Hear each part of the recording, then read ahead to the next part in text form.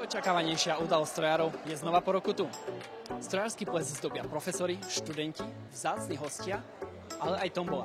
Vítajte na 38. ročníku.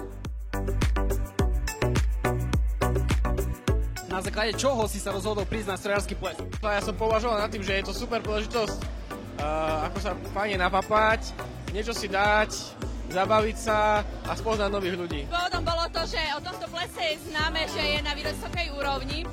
To znamená, že chcela som sa presvedčiť o tom, či to je naozaj tak a zatiaľ mal každý pravdu.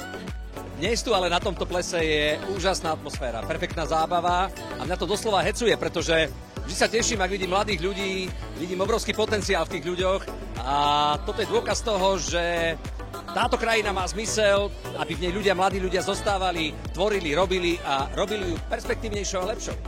Mojím želaním by bolo, aby ste povedali, že študoval som na Technickej univerzite strojníckej fakulty a to je nejaká škola, lebo tam ma naučila nielen tým, že ako počítať integrály, ako počítať mestníky, ako spracovať referáty, ale ma naučila, ako mať pokoru, ako byť človekom a ako si vážiť ostatných.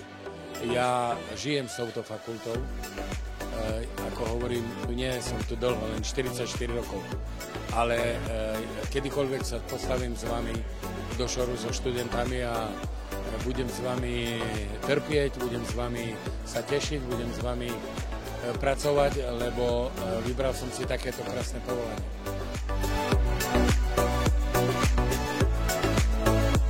Čo z tomboli by si chcela vyhrať?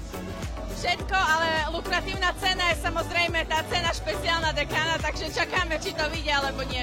No, to ten motor, bo by som si položil, by som nepil. Super by bolo vôbec niečo vyhrať, ale tá konkurencia je veľká, čiže ak vyhrám tresku, budem rád. Drahí študenti, chcem vám povedať, že vy ste naša nádej. Vy ste tí mladí, ktorí raz prevezmú celý ten pokrok a progres v rámci tejto republiky bude viac menej aj na vašich pleciach. Tak vám silno držím palce, aby ste sa v živote uplatnili, aby ste našli to, po čom túžite a čo hľadáte, ale hlavne, aby ste zostali na Slovensku a robili našu krajinu, našu nádhernú krajinu pod Tatrami lepšou, kultúrnejšou a vzdelanejšou.